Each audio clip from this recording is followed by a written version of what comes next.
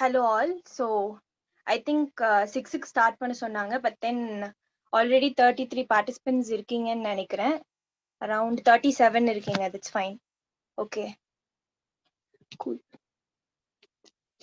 So நான் இங்க எதுக்கு இருக்கேன் அப்படின்னு பாத்தீங்கன்னா, ஆல்ரெடி சார் சொன்ன மாதிரி எக்கனாமிக்ஸ் கோர்ஸ் இருக்கு இல்லையா, ஸோ உங்களுக்கு ஒரு கான்செப்ட் கிளாரிட்டி கொடுக்கலாம் அப்படிங்கறதுக்காக தான் வந்து இந்த மீட்டிங்ல ஜாயின் பண்ணிருக்கேன். அண்ட் தென் ஃபர்ஸ்ட் வந்து நான் எதை படிக்கணும் ஏது படிக்கணும் அது சொல்லிட்டு இருந்தேன்னா வந்து that will take a long time. Really ஒரு 1 hour 2 hour நீங்க அதுக்கு வந்து ஒதுக்க வேண்டியதா இருக்கும். But if you new to economics, so புதுசா நீங்க இப்பதான் எக்கனாமிக்ஸ் ஸ்டார்ட் பண்றீங்கன்னு வச்சுக்கோங்களேன், நீங்க எப்படி ஸ்டார்ட் பண்றது அப்படின்னு நான் சொல்றேன். ஃபர்ஸ்ட் வந்து ஏதாவது ஒரு ஸ்டாண்டர்ட் புக்கை ஃபாலோ பண்ணுங்க. நீங்க யூபிஎஸ்சி அட்டென்ட் பண்றதாலும் இருந்தாலும் சரி, TNPSC or any competitive exam, okay, ஏதாவது ஒரு ஸ்டாண்டர்ட் புக் எடுத்துக்கோங்க. அந்த ஒரு ஸ்டாண்டர்ட் புக் கூட நீங்க எதை படிக்கணும் அப்படின்னு பாத்தீங்கன்னா உங்களோட current affairs. So current affairs வந்து எக்ஸாம்ல நிறைய ரிஃப்ளெக்ட் ஆகிறதுக்கு வாய்ப்பு இருக்கு. கிட்டத்தட்ட பாத்தீங்கன்னா ஒரு 50% வந்து எக்கனாமிக்ஸ்ல இருந்து கேட்கறாங்கன்னா கரண்ட் அஃபேர்ஸ் தான் கேட்பாங்க. அண்ட் எக்கனாமிக்ஸ்ல எப்படி வந்து கொஸ்டின் ரிஃப்ளெக்ட் ஆகும் பாத்தீங்கன்னா, மோஸ்ட் ஆஃப் பேசிக்ஸ்ல வந்து இந்த இன்ஃபிளேஷன்னா என்ன, இந்த சிஆர்ஆர் எப்படி கால்குலேட் பண்ணுவாங்க, எப்படி யார் வந்து ஃபிக்ஸ் பண்ணுவாங்க, சிஆர்ஆர் பேங்கா இல்ல வந்து ஆர்பிஐயா அப்படிங்கிற மாதிரி சின்ன சின்ன டேர்ம்ஸ் எல்லாம் நீங்க வந்து படிச்சு வச்சிருக்கோம் இதுக்கு. Okay, so first of all என்னன்னு பாத்தீங்கன்னா, இன்னைக்கு நான் என்ன டாபிக் ஆரம்பிக்க போறேன்னு சொல்லிடுறேன். இன்னைக்கு நான் வந்து பேங்கிங் டேர்ம்ஸ்ல வந்து சில டாபிக்ஸ் வந்து எடுக்க போறேன். பேங்கோட லயபிலிட்டினா என்ன, பேங்கோட அசெட்ஸ்னா என்ன அப்படின்னு எடுக்க போறேன். அண்ட் வந்து சிஆர்ஆர் எஸ்எல்ஆர் அப்படிங்கிற டாபிக்ல எடுக்க போறேன். ஸோ ஆல்ரெடி எக்கனாமிக்ஸ் படிச்சுட்டு ஒரு அளவுக்கு தெரிஞ்சுட்டு இங்க வந்தவங்களுக்கு வந்து இதோட ஃபுல் ஃபார்ம்ஸ் எல்லாம் தெரியும். பட் தென் நான் எல்லாமே வந்து தனியா எடுக்கிறேன். நோட்ஸ் வேணும்னாலும் வந்து நம்மளோட குரூப் இருக்கு இல்லையா, விவேகானந்தா ஐஏஎஸ் அகாடமி குரூப் இருக்கு டெலிகிராம்ல, அதை ஜாயின் பண்ணிக்கோங்க. ஸோ அதுலயும் வந்து நான் இன்னைக்கு நோட்ஸ் தரேன். ஸோ ஆல்ரெடி எக்கனாமிக்ஸ் ரிலேட்டடான டாபிக்லாம் நான் அதுல போட்டுட்டேன். நீங்க அதுல போய் ரெஃபர் பண்ணிக்கோங்க. ஐ திங்க் 6 ஆகுறதுக்கு இன்னும் 3 more minutes இருக்கு. So I thought Jal start at 6 o'clock. And உங்களுக்கு ஃபர்தர் என்ன டவுட்ஸ் இருந்தாலும் நீங்க வந்து டெலிகிராம் குரூப்ல கேளுங்க. அதுக்கப்புறம் நான் அதை வந்து கிளாரிஃபை பண்ணிடுறேன். எப்போ கிளாரிஃபை பண்ணணும்னாலும் கேளுங்க. ஒரு வாய்ஸ் நோட் வந்து நான் அனுப்பி விடுறேன் உங்களுக்கு, நீங்க என்ன டவுட்ஸ் கேக்குறீங்களா. ஓகே, அண்ட் எக்கனாமிக்ஸ் பொறுத்த அளவுக்கு என்ன அப்படின்னு பாத்தீங்கன்னா, நீங்க படிக்கிற வரைக்கும் தான் வந்து அது டிஃபிகல்ட்டா இருக்கும். பட் ஒன்ஸ் நீங்க அதை எடுத்து படிக்க ஸ்டார்ட் பண்ணிட்டீங்க அப்படின்னா வந்து ஒரு அதை விட ஈஸியான ஒரு சப்ஜெக்ட் வந்து கிடையாது. ஓகே, அண்ட் சோ நான் சொன்ன மாதிரி எக்கனாமிக்ஸ்ல வந்து இந்த ஐஎம்எஃப், இந்த வேர்ல்டு பேங்க், இந்த பிரெட்டன் வுட் ட்வின்ஸ்னா என்ன அப்படின்னு சொல்லி லைனா படிங்க. ஒரு டாபிக்கா கவர் பண்ணி டிக் போட்டுட்டு வாங்க. சோ ஒரேடியா நீங்க எல்லாம் பார்த்து ரஷ் பண்ணீங்கன்னா வந்து எக்கனாமிக்ஸ் கவர் பண்ண முடியாது. சோ ஒரு நாள் டார்கெட் வச்சுக்கோங்க இது இது அப்படின்னு சொல்லிட்டு. ஓகே, அண்ட் உங்களுக்கு ஃபர்தர் டவுட்ஸ் எது இருந்தாலும் வந்து நான் ஆல்ரெடி சொன்ன மாதிரி டெலிகிராம்ல நீங்க ஜாயின் பண்ணிக்கோங்க. Fine, okay. சோ நம்ம ஸ்டார்ட் பண்ணிடலாமா? So I just see the participants எவ்வளவு பேர் இருக்கீங்க அப்படின்னு சொல்லிட்டு. I think 39 has joined. Okay. Okay, நம்ம ஸ்டார்ட் பண்ணிடலாம். இல்ல நீங்க நோட்ஸ் எடுக்கிறதா இருந்தாலும் நோட்ஸ் எடுக்க ஸ்டார்ட் பண்ணிக்கோங்க. இல்ல உங்களுக்கு நோட்ஸ் வேணும்னாலும் இது எல்லாமே ஹேண்ட் ரிட்டன் நோட்ஸா என்கிட்ட இருக்கு. நான் அது எல்லாமே உங்களுக்கு ப்ரொவைட் பண்ணிடுறேன். Fine, I think I'm visible. Okay, பாத்துக்கோங்க.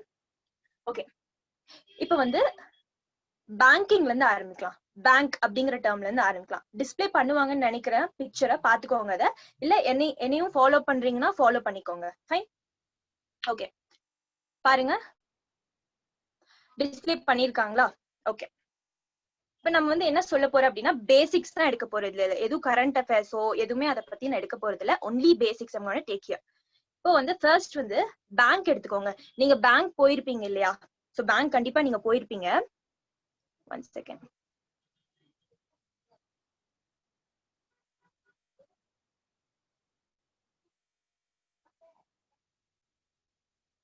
ஓகே,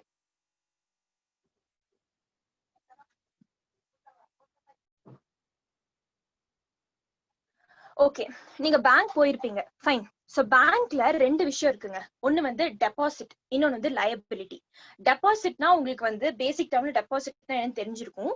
பட் புதுசா படிக்கிறவங்களுக்கு எக்கனாமிக்ஸ்க்கு லயபிலிட்டினா என்னன்னு தெரிஞ்சிருக்காது. சோ நான் இங்க டெபாசிட்னா என்ன, லயபிலிட்டினா என்னன்னு சொல்லி தர போறேன். ஓகே, இப்போ டெபாசிட்னா என்ன அப்படின்னா, இப்போ நீங்க உங்க கையில ஒரு 10 ரூபா வச்சிருக்கீங்கன்னு வச்சுக்கலாம்.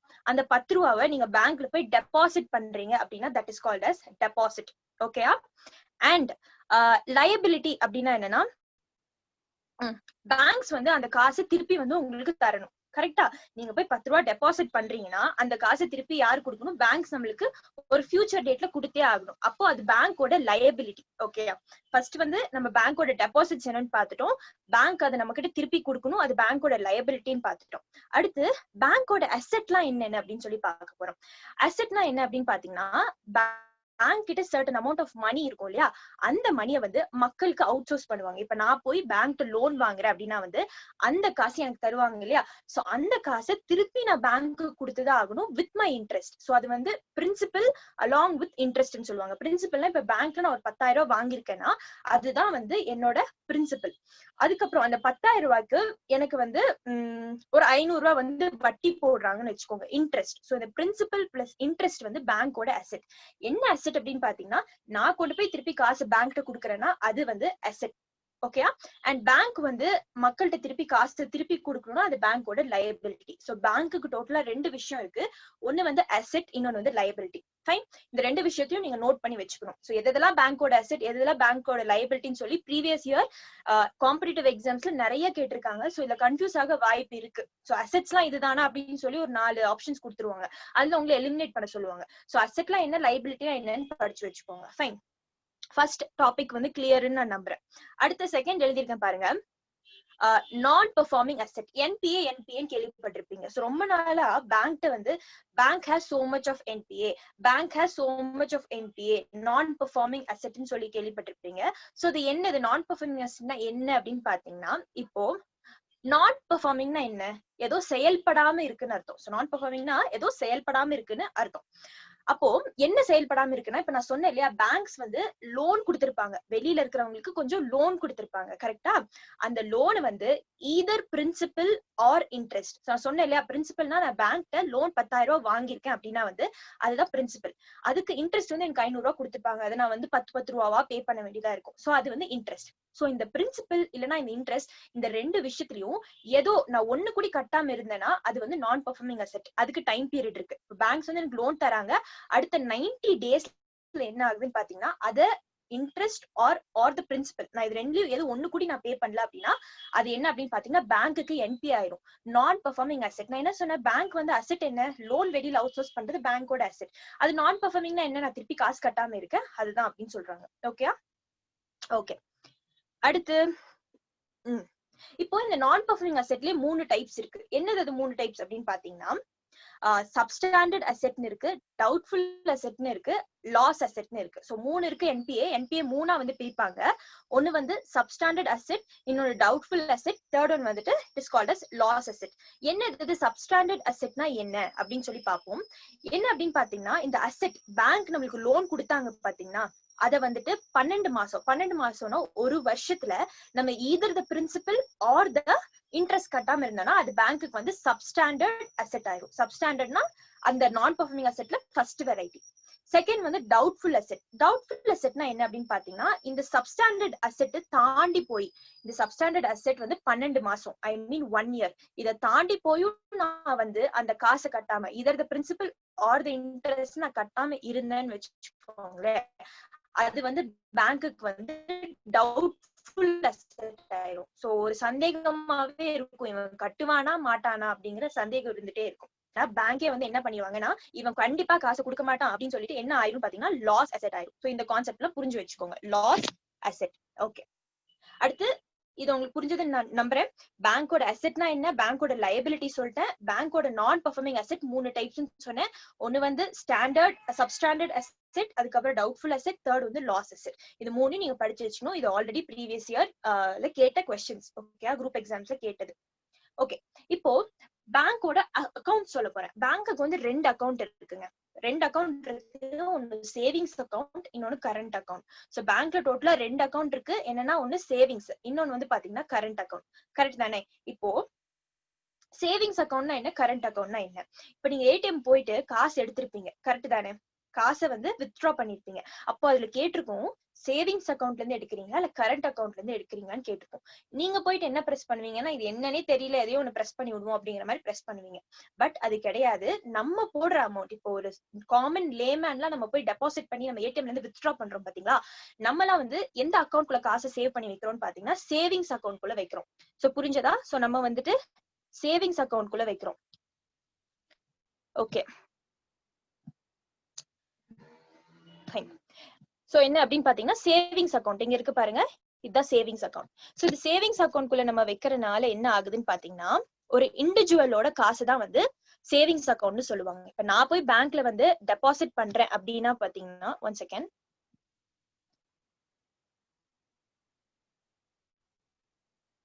ஓகே, இப்ப நான் போயிட்டு பேங்க்ல வந்துட்டு சேவ் பண்றேன், ஒரு சர்டன் அமௌண்ட் ஆஃப் மணியை வந்து சேவ் பண்றேன் அப்படின்னா கிட்டத்தட்ட ஒரு 10,000 வச்சுக்கோங்க. அதை நான் எப்ப வேணாலும் வித்ட்ரா பண்ணலாம். இப்ப ஏடிஎம்ல போயிட்டு நான் வித்ட்ரா பண்றேன் அந்த காசு அப்படின்னா வந்து வாட் வில் ஹேப்பன் இஸ் நான் சேவிங்ஸ் அக்கௌண்ட்ல இருந்து வித்ட்ரா பண்ணுவேன். அண்ட் வந்து இது பேங்க் நம்மளுக்கு இன்ட்ரெஸ்ட் இது கொடுப்பாங்களா மாட்டாங்களான்னு பாத்தீங்கன்னா கொடுப்பாங்க. they'll give interest for the savings account. ஆனா ரொம்ப ரொம்ப கம்மியா கொடுப்பாங்க, 1 பைசா 2 பைசான்னு கொடுக்கறதே தெரியாது அப்படி. சோ அந்த மாதிரி கொடுப்பாங்க. அப்ப கரண்ட் அக்கௌண்ட்னா என்ன அப்படின்னு பாக்கலாம். இப்ப கரண்ட் அக்கௌண்ட்னா என்ன, யாரு கரண்ட் அக்கௌண்ட்ல காசு போட்டிருப்பானா, இப்போ ஒரு ஆர்கனைசேஷன்னா யாரு அப்படின்னு பாத்தீங்கன்னா இப்ப நான் ஒரு என்ஜிஓ ரன் பண்றேன்னு வச்சுக்கோங்க. அந்த என்ஜிஓ நான் ஒரு kind of non governmental organisation, correct தானே? இப்ப நான் வந்து பேங்க்ல ஒரு அமௌண்ட் 10,000 வந்து சேவ் பண்றேன்னா அது வந்து கரண்ட் அக்கௌண்ட்ல இருக்கும். சோ நான் நாளைக்கு வித்ட்ரா பண்றேன் அப்படின்னா கரண்ட் அக்கௌண்ட்ல இருந்து வித்ட்ரா பண்ணுவேன். இதுல ஒரு சின்ன விஷயம் நீங்க நோட் பண்ணணும், என்ன அப்படின்னு பாத்தீங்கன்னா ஓவர் டிராஃப்ட் அப்படிங்கிற ஒரு விஷயம் வந்து கரண்ட் அக்கௌண்ட்ல இருக்கு. என்னது இது ஓவர் டிராஃப்ட் அப்படின்னு பாத்தீங்கன்னா இப்போ பேங்க்ஸ் இருக்காங்க இல்லையா, இப்போ வந்து நான் தான் என்ஜிஓ ரன் பண்றேன்னு வச்சுக்கோங்களேன். என்னோட ஒரு ஸ்டாஃப் வந்து நான் வந்து பேங்க்குக்கு அனுப்புவேன். எந்த பேங்க்ல வந்து டெபாசிட் பண்ணிருக்கனோ அந்த பேங்க்குக்கு அனுப்பி நான் என்ன கேட்பேன் அப்படின்னு பாத்தீங்கன்னா ஒரு செக் எழுதி கொடுத்திருப்பேன். செக்ல வந்துட்டு 12,000 அப்படின்னு எழுதி கொடுத்திருப்பேன். பட் என்னோட டெபாசிட் எவ்வளவு இருக்கு பேங்க்லன்னு பாத்தீங்கன்னா 10,000 ரூபாய் தான் இருக்கு. அப்புறம் எப்படி லூஸ் மாதிரி 12,000 எழுதி கொடுக்கலாம் அப்படின்னு பாத்தீங்கன்னா அததான் ஓவர் டிராஃப்ட்னு சொல்லுவாங்க. சோ என்ன பண்ணுவாங்கன்னா பேங்க்ஸ், ஓகே நீங்க ஒரு ஆர்கனைசேஷன், நீங்க கரண்ட் அக்கௌண்ட்ல காசு வச்சிருக்கீங்க, அதனால உங்களுக்கு ஓவர் டிராஃப்ட்னு ஒரு ஃபெசிலிட்டி இருக்கு.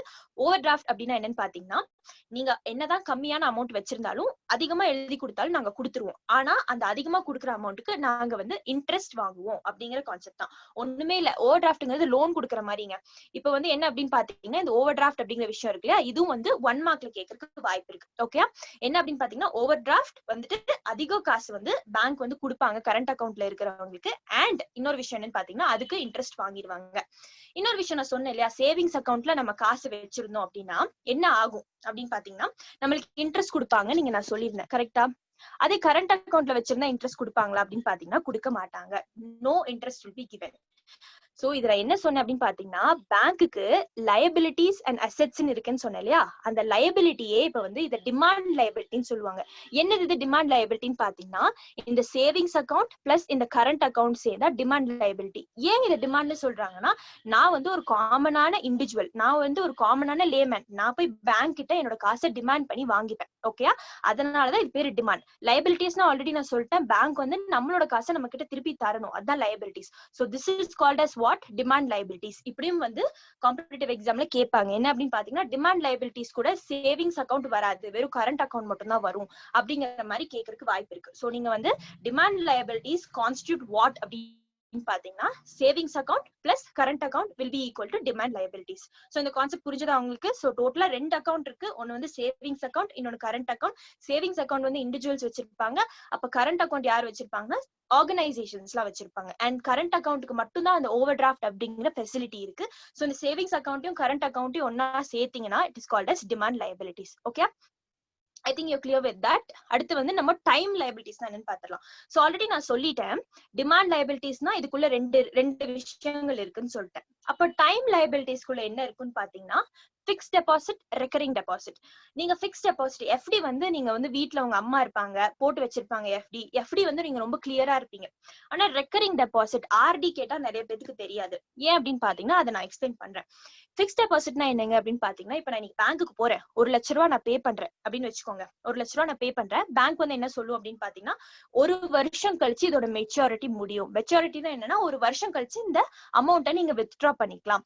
சோ இந்த ஒரு வருஷத்துக்கு இந்த 1 லட்சத்தை நீங்க எங்க பேங்க்ல கொடுத்து வச்சிருந்தீங்கன்னா 8% உங்களுக்கு நாங்க இன்ட்ரெஸ்ட் போட்டு தரோம் அப்படிங்கிற மாதிரி பேசுவாங்க. ஓகே, எவ்வளவு பர்சன்டேஜ்? 8% இன்ட்ரெஸ்ட் போட்டு தருவாங்க. அப்போ 1 லட்சத்துல 8% எவ்வளவுன்னு பாத்தீங்கன்னா 8,000 ரூபாய். அப்போ 1 வருஷம் கழிச்சு பேங்க் போயிட்டு இந்தாங்க ஃபிக்ஸ் டெபாசிட் பத்திரம் இதுதான், இதை கொடுத்துட்டு நீங்க உங்க காசை வாங்கும் போது என்ன ஆகும்னு பாத்தீங்கன்னா பேங்க் உங்களுக்கு 1,08,000 ரூபாய் கொடுப்பாங்க. So this is called as fixed deposit. அப்போ ரெக்கரிங் டெபாசிட்னா என்ன அப்படின்னு சொல்லி பார்ப்போம். ரெக்கரிங் டெபாசிட்னா ஒண்ணும் இல்லைங்க, இப்ப நான் வேலைக்கு போறேன், என்கிட்ட 1 லட்சம்லாம் இல்ல, 1 லட்சம் இருக்கிற அளவுக்கு நான் பணக்காரி இல்ல அப்படிங்கிற மாதிரி வச்சுக்கோங்க. நான் வேலைக்கு போறேன், எனக்கு மாசம் மாசம் 10,000 ரூபாய் தான் வருது அப்படின்னா நான் மாசம் மாசம் என்ன பண்ணுவேன்னா 10,000 ரூபாய் பேங்க்ல போடுவேன். சோ அதான் ரெக்கரிங் டெபாசிட். பிக்ஸ்ட் டெபாசிட்க்கும் ரெக்கரிங் டெபாசிட்க்கு என்ன டிஃபரன்ஸ்னா, பிக்ஸ்ட்ல நான் ஒன்னா போய் ஒரே அமௌண்ட்டை போட்டுருவேன். ஆனா ரெக்கரிங்ல ரெக்கரிங் அகைன் அக்கர் ஆகிக்கிட்டே இருக்கும். சோ 10,000 ரூபாய் நான் வந்து என்ன பண்ணிட்டு இருப்பேன்னா போட்டுக்கிட்டே இருப்பேன். சோ டோட்டலா அது 1 லட்சம் ஆனதுக்கு அப்புறம் ஒன் இயர் ஆயிரும், அதுக்குள்ள 10 months ஆயிரும். அதுக்கப்புறம் 1 வருஷம் கழிச்சு என்ன பண்ணுவாங்கன்னா பேங்க்ஸ் எனக்கு 1,08,000 ரூபாய் வந்து கொடுப்பாங்க. So this is called as fixed deposit and recurring deposit. இது ரெண்டும் டைம் லைபிலிட்டிஸ் கடியில வரும். நல்லா நோட் பண்ணி வச்சுக்கோங்க. எக்ஸாம்ல எப்படி கேட்க வாய்ப்பு இருக்கு அப்படின்னு பாத்தீங்கன்னா, இந்த ஃபிக்ஸ்ட் டெபாசிட்டும் ரெக்கரிங் டெபாசிட்டும் வந்து இதுக்குள்ள வந்துரும், டிமாண்ட் லைபிலிட்டிஸ்குள்ள வந்துரும் அப்படின்னு சொல்லுவாங்க. இல்ல டைம் லைபிலிட்டினா என்ன அப்படின்னு பாத்தீங்கன்னா, ஒரு சர்டன் டைம்க்கு அப்புறம் நான் வாங்கிக்கிறேன், நீங்க சைன் பண்ணி கொடுத்திருப்பீங்க பேங்க் கிட்ட, கரெக்டா? நான் வந்து 1 வருஷம் கழிச்சு வாங்கிக்கிறேன் அப்படின்னு சொல்லி பேங்க்ட்ட நீங்க சொல்லிருப்பீங்க. So that is called as time liabilities. So இந்த ரெண்டு கான்செப்டையும் கன்ஃபியூஸ் பண்ணிக்காதீங்க. டிமாண்ட்னா நீங்க போய் டிமாண்ட் பண்றப்ப பேங்க் கொடுத்துடணும். டைம்னா நீங்க ஒரு சர்டன் டைம் எழுதி கொடுத்திருப்பீங்க bank. Okay, I think you clear with this slide. நம்ம நெக்ஸ்ட் ஸ்லைடுக்கு போயிடலாம்.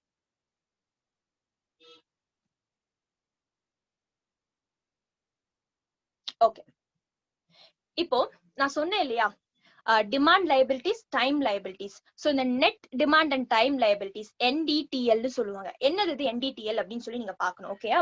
இப்போ என்னன்னா NDTL அப்படிங்கறத நான் எக்ஸ்பிளைன் பண்றேன். இப்போ ஒரு பேங்கோட டோட்டலா பேங்க்ட்ட எவ்வளவு காசு இருக்கு அப்படின்னு கண்டுபிடிக்கிறதுக்கு நீங்க NDTL யூஸ் பண்ணலாம். நான் என்ன சொன்னேன், நெட் அப்படிங்கிறது நான் டோட்டல். இப்போ டிமாண்ட், பேங்கோட டிமாண்ட் லைபிலிட்டி எவ்வளவு இருக்கு நம்ம ஆல்ரெடி முன்னாடி பார்த்தோம் இல்லையா. அப்புறம் அந்த சேவிங்ஸ் அக்கௌண்ட்லாம் இருக்குல்ல, அண்ட் கரண்ட் அக்கௌண்ட், அது டிமாண்ட்குள்ள வரும். டைம் அப்படிங்கிறது ஃபிக்ஸ்ட் டெபாசிட், ரெக்கரிங் டெபாசிட். இது ரெண்டையும் வந்து கூட்டுனீங்கன்னா வந்து பேங்கோட டோட்டல் வேல்யூ வந்து தெரிஞ்சிடும். சோ இந்த savings account, current, fixed plus recurring, அது வந்து டோட்டலா ஒரு பேங்க்கு, ஃபார் எக்ஸாம்பிள் வந்து ஒரு பேங்க் இது எல்லாத்தையும் நீங்க ஆட் பண்ணீங்கன்னா 100 கோடி வருதுன்னு வச்சுக்கலாம். சோ பேங்கோட டோட்டல் அமௌண்ட் இது. So net demand and time liabilities எதுக்குன்னு பாத்தீங்கன்னா, பேங்க் எவ்வளவு அமௌண்ட் வந்து கையில வச்சிருக்கு, சோ பேங்க்ட்ட எவ்வளவுதான் காசு இருக்கு அப்படின்னு கண்டுபிடிக்கிறதுக்கு இது எல்லாத்தையும் நீங்க ஒண்ணு ஆட் பண்ணும். ஓகே, இவ்வளவுதான். So net demand and time liabilities ஞாபகம் வச்சுக்கோங்க. நான் பின்னாடி இன்னொரு டாபிக்ல இதை நான் யூஸ் பண்ணுவேன். இப்ப பேங்க் ரன்னா என்னங்க? பேங்க் ரன் இப்ப என்ன விஷயம் பாத்தீங்கன்னா, நியூஸ் பேப்பர்ல இன்னைக்கு திடீர்னு காலையில வந்து வந்துருது, இந்த பேங்க்ட்ட வந்து காசு இல்ல, ஃபெயில் ஆகுற மாதிரி இருக்கு, பேங்க் வந்து ஒழுங்கா ஒர்க் ஆகல அப்படிங்கிற மாதிரி சொல்றாங்கன்னா, அந்த பேங்க்ல நீங்க காசு டெபாசிட் பண்ணி வச்சிருக்கீங்கன்னு வச்சுக்கலாம். என்ன பண்ணுவீங்க? குடு குடு குடுன்னு பேங்க்கு ஓடுவீங்களா இல்லையா? பேங்க்கு ஓடி என்ன நீங்க பண்ணுவீங்க? ஃபர்ஸ்ட் விஷயம் போயிட்டு என் காசை கொடுப்பான்னு கேட்பீங்க. கரெக்டா? நீங்க வந்து நீங்க வந்துட்டு என்ன பண்ணுவீங்கன்னா, சேவிங்ஸ்ல இல்லைன்னா கரண்ட்ல வச்சிருந்தீங்கன்னா போய் வித்ட்ரா பண்ணிடலாம், செக் போட்டு வித்ட்ரா பண்ணிடலாம், இல்ல ஏடிஎம்ல காசு இருந்துச்சுன்னா வித்ட்ரா பண்ணிடலாம். ஆனா வந்துட்டு நீங்க பிக்ஸ்ட் இல்ல ரெக்கரிங்ல போட்டிருந்தீங்கன்னா என்ன பண்ணுவீங்க? பேங்க்ட்ட போயிட்டு காசு கேட்பீங்க, என்கிட்ட கொடுப்பான்னு. பேங்க் சொல்லுவாங்க, இல்ல இல்ல சார், பிக்ஸ்ட் இல்லைன்னா ரெக்கரிங்ல நீங்க போட்டிருந்தீங்கன்னா, நீங்க அந்த 1 வருஷம் முடியாம எடுத்தீங்கன்னா, இன்கேஸ் நீங்க எடுத்தீங்கன்னா வந்து என்ன ஆகும்னு பாத்தீங்கன்னா, அதுக்கு நாங்க வந்து பெனால்டி இருக்கு. சோ நீங்க வந்து 1 லட்சம் டெபாசிட் பண்ணிருக்கீங்கன்னா அதுல நாங்க வந்து ஒரு 2,000 3,000 எடுத்துருவோம், அதுக்கு பெனால்டி இருக்கு, இப்படிலாம் நடுவுல வந்து எடுக்கக்கூடாதுன்னு சொல்லுவோம்.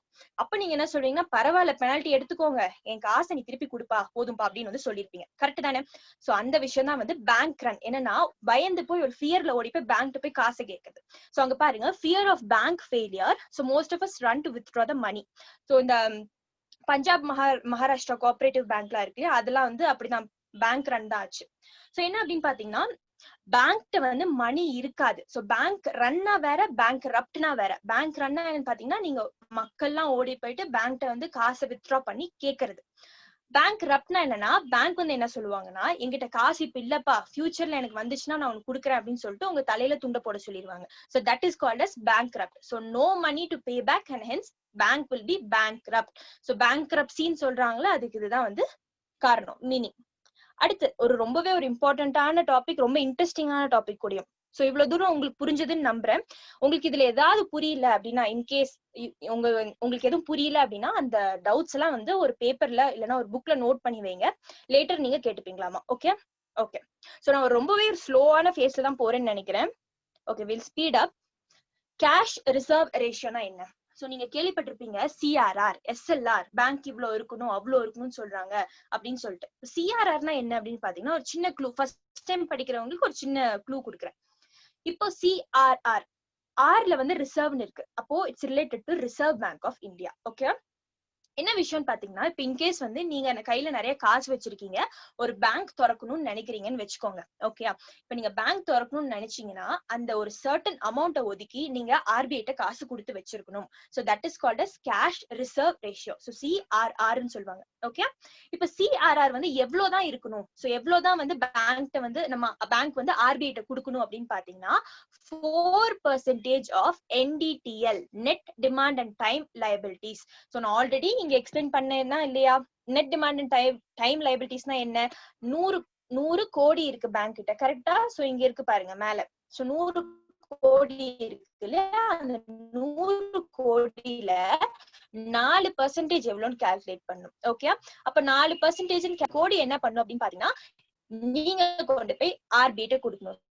So that is called as cash reserve ratio. இது ஏன் கொடுக்கணும்னு நான் சொல்றேன். இப்ப in case if there is a bank run, we will release the money. இப்ப RBI என்ன சொல்லுவாங்க அப்படின்னு பாத்தீங்கன்னா, இந்த அமௌண்ட் நீங்க எதுக்கு என்கிட்ட வைக்கணும், சிஆர்ஆர் எதுக்கு நீங்க என்கிட்ட டெபாசிட் பண்ணணும் அப்படின்னு பாத்தீங்கன்னா, நாளைக்கு நீங்க இன் கேஸ் தப்பான ஆளுங்களுக்கு, இப்ப ஃபார் எக்ஸாம்பிள் நிரவ் மோடி அந்த மாதிரி ஆளுங்களுக்கு, விஜய் மல்லையா அப்படிங்கிற ஆளுங்களுக்கு நீங்க வந்து காசு கொடுத்துட்டீங்க, அது நான் பெர்ஃபார்மிங் அசெட் ஆயிருது. சோ இந்த மாதிரி எவ்வளவு பேர் கொடுத்திருப்பாங்க பேங்க், யோசிச்சு பாருங்க.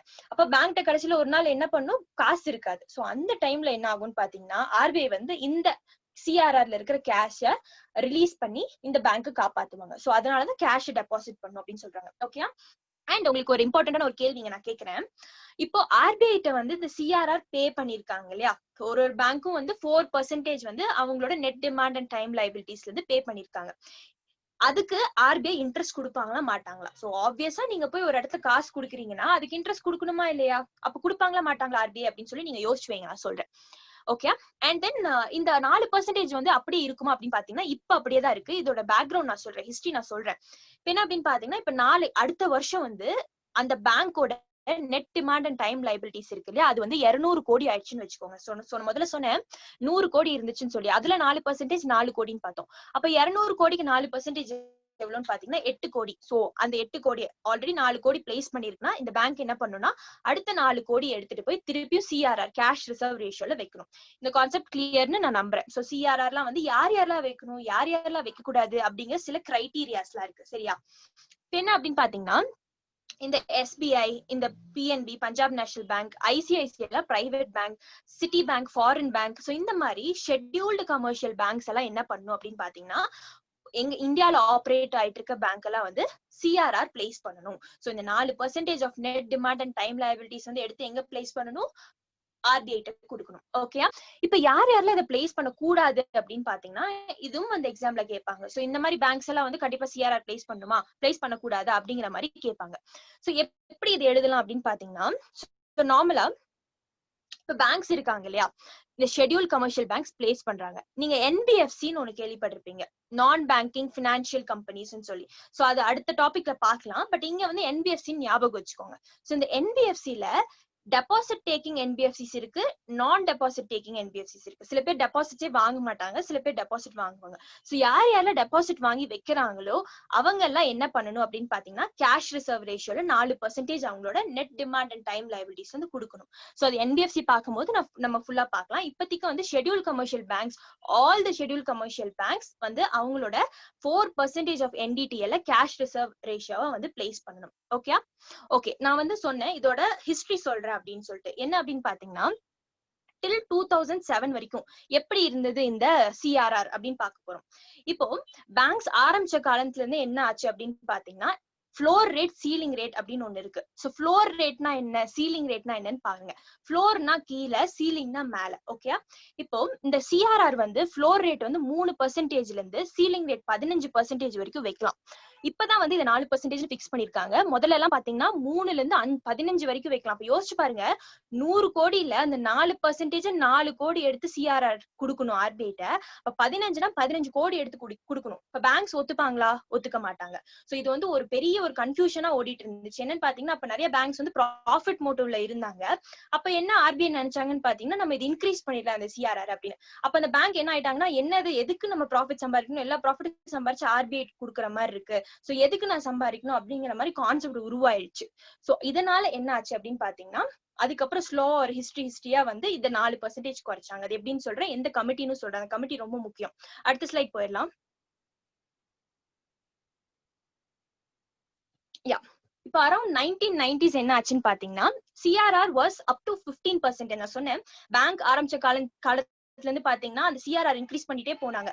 சிஆர்ஆர் இன்க்ரீஸ் பண்ணா பேங்க்ஸ்க்கு நல்லது இல்ல, கரெக்ட் தானே? சோ இப்போ என்ன அப்படின்னு பாத்தீங்கன்னா 15% இருக்கு, அது வரைக்கும் இன்க்ரீஸ் பண்ணாங்க. சொன்னேன் இப்ப 100 கோடி அப்படின்னா 15 கோடி நீங்க எடுத்து போய் ஆர்பிஐ கொடுப்பீங்களா? கொடுக்க மாட்டீங்க. Hence the bank was sick. So bank எல்லாம் வந்து ரொம்ப சிக் ஆயிட்டாங்க, எதுக்கு நம்ம கொடுக்கணும்? அப்பதான் வந்து ஒருத்தர் வந்தாரு, அவர் பேர் வந்து டாக்டர் நரசிம்மன். சோ அவருக்கு அடியில வந்து ஒரு கமிட்டி செட்டப் பண்ணாங்க. சோ டாக்டர் நரசிம்மன் கமிட்டி எதுக்கு அப்படின்னு சொல்லி கேட்க வாய்ப்பு இருக்கு. சோ இப்போ நீங்க குரூப் எக்ஸாம்ஸ்ல எடுத்துட்டீங்கன்னு வச்சுக்கோங்களேன், doctor Narasimhan committee related to what அப்படின்னு சொல்லி ஒரு 4 ஆப்ஷன் கொடுத்துருவாங்க. சோ அதுல நீங்க எது செலக்ட் பண்றீங்கன்னா பேங்கிங் ரிஃபார்ம். சோ நரசிம்மன்னாவே வந்து பேங்கிங் தான் வருவாரு அப்படி. சோ என்னென்ன கமிட்டிஸ் எதுக்கு ரிலேட்டட் அப்படின்னு சொல்லி படிச்சு வச்சுக்கோங்க. ஓகே, இப்ப டாக்டர் நரசிம்மன் கமிட்டில என்ன ஆச்சுன்னு பாத்தீங்கன்னா இவர் என்ன சொல்லியிருப்பாரு அப்படின்னு பாத்தீங்கன்னா இவருதான் வந்து அந்த சிஆர்ஆர் 4% கொண்டு வாங்கப்பா, பேங்க்ஸ் எல்லாம் வந்து they are going sick அப்படிங்கிற மாதிரி சொல்லிட்டாரு. அடுத்து இந்த 1999ல என்ன ஆச்சுன்னு பாத்தீங்கன்னா RBI was paying interest for CRR. So Narasimhan கமிட்டில என்ன சொன்னாங்கன்னா நீங்க மட்டும் வந்து இன்ட்ரெஸ்ட் வாங்குறீங்களா காசு கொடுத்தா, அப்ப வந்து இந்த மாதிரி ஷெட்யூல் கமர்ஷியல் பேங்க்ஸும் உங்களுக்கு காசை வந்து பிளேஸ் பண்றாங்க சிஆர்ஆர்ல. அப்ப நீங்க என்ன பண்ணணும்னா நீங்களும் அதுக்கு ஏத்த மாதிரி இன்ட்ரெஸ்ட் வந்து என்ன கொடுக்கணும்னா பேங்க்ஸ் கொடுக்கணும்.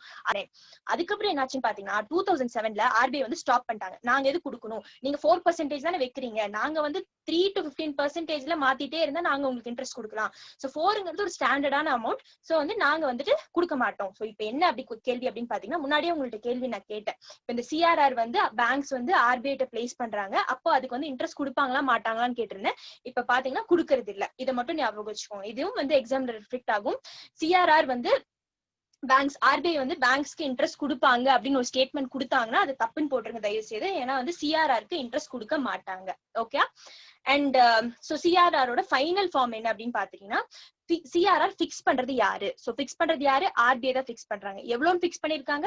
4% of net demand and time liabilities, 4% of NDTL. Okay, and all schedule commercial banks must pay in cash form. ரொம்ப ரொம்ப முக்கியமான விஷயம். இதுவும் வந்து 1 மார்க்ல கேட்பான். என்ன அப்படின்னு பாத்தீங்கன்னா ஆல் ஷெட்யூல் கமர்ஷியல் பேங்க்ஸ், நான் சொன்னேன்ல SBI, ICICI, சிட்டி பேங்க், இந்த மாதிரி பேங்க்ஸ் எல்லாம் வந்துட்டு must pay in cash form. Cash ஃபார்ம்னா என்ன அப்படின்னா காசு, லிக்விட் காசா எடுத்து சிஆர்ஆர் பிளேஸ் பண்ணும். சோ காசு இல்லாம என்னென்னலாம் பிளேஸ் பண்ணலாம்னு பாத்தீங்கன்னா இந்த கவர்மெண்ட் செக்யூரிட்டிஸ் இருந்தது, கோல்டு இருக்குது, forex ரிசர்வ்ஸ் இருக்கு. சோ இந்த மாதிரிலாம் பிளேஸ் பண்ணலாமான்னு பாத்தீங்கன்னா பண்ணக்கூடாது. ஓகே, சோ எப்பவுமே வந்து பேங்க்ஸ் வந்து சிஆர்ஆர் வந்து பிளேஸ் பண்ணும்போது கேஷா மட்டும் தான் கொடுக்கணும். சோ இதுக்கும் ஒரு சின்ன ட்ரிக் இருக்கு. சிஆர்ஆர்ல எந்த வேர்ட்ல ஸ்டார்ட் ஆகுதுன்னு பாத்தீங்கன்னா cash, reserve ratio. So C for cash ஞாபகம் வச்சுக்கோங்க. ஓகே, எக்ஸாம்ல வந்து எப்படி வேணாலும் பே பண்ணலாம், நீங்க கோல்டா கூட பே பண்ணலாம் பேங்க்ஸ் ஆர்பிஐக்கு அப்படின்னு சொன்னா டிக் போட்டு வந்துடாதீங்க.